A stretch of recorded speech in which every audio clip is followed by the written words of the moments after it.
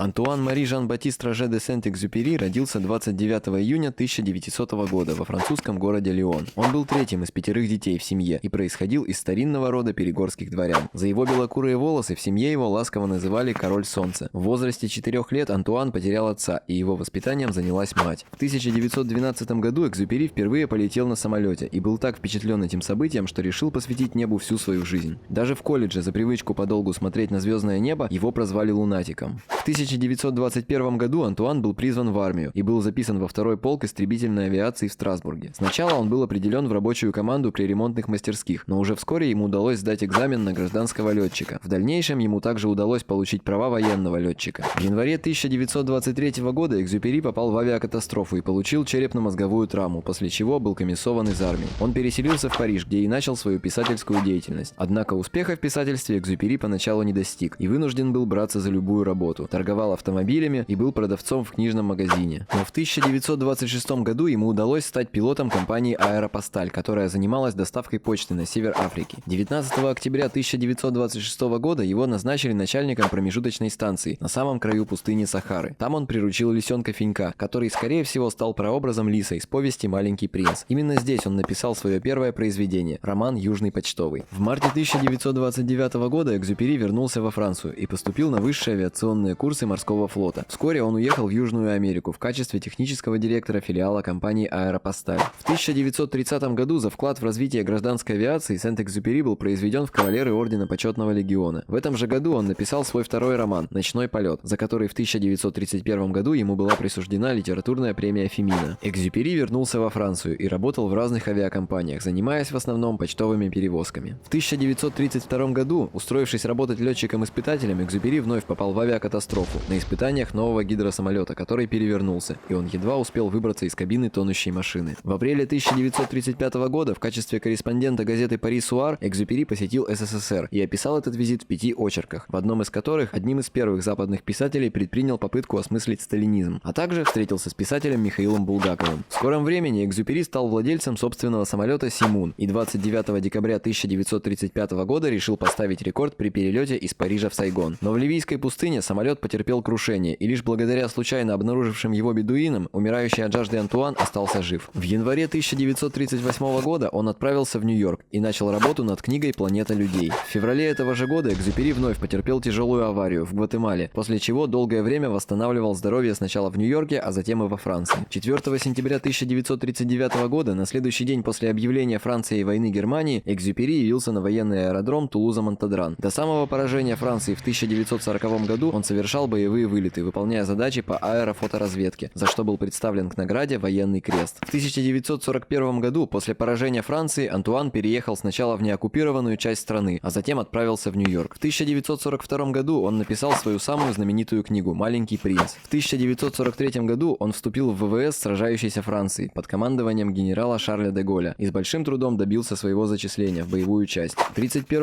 июля 1944 года Сент-Экзюпери отправился с аэродрома Барго на острове Корсика в разведывательный полет и был сбит немецким истребителем. Хоть Антуан де Сент-Экзюпери посвятил свою жизнь полетам, в памяти людей он был и останется писателем, философом и мечтателем, способным затронуть своим творчеством самые тонкие струны души. Его романы переведены на более чем 100 языков и диалектов мира и ежегодно переиздаются многомиллионными тиражами. По мотивам его произведений ставятся спектакли, снимаются фильмы и мультфильмы. Это была история Антуана де Сент-Экзюпери.